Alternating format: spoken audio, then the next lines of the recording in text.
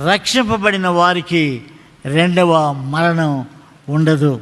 మరి శాశ్వతంగా నిరంతరం జీవించడానికి దేవుడు మనల్ని ఎంతగా ప్రేమించాడు. ఆయన ఆ మొదటి సృష్టిలో మానవుని రక్షించడానికి ఆయనే దేవుని గొర్రెపిల్లలాగా ఆ సిలువ యజ్ఞములో మరణించాడు, రక్తాన్ని చిందించాడు.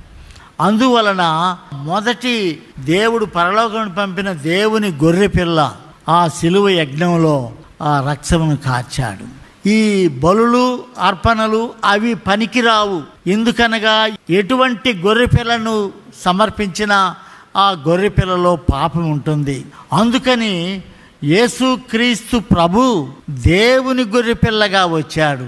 పాపము లేని దేవుని గొర్రెపిల్లగా ప్రభు వచ్చాడు. ఆ సిలువ యజ్ఞంలో ఆ దేవుని గొర్రెపిల్ల వధించబడింది. ఆ సిలువ యజ్ఞంలో ఆ దేవుని గొర్రెపిల్ల పరిశుద్ధ రక్తం, పవిత్ర రక్తాన్ని చిందించాడు. ఆ రక్తములో పాపములు కడుగుబడినాయి.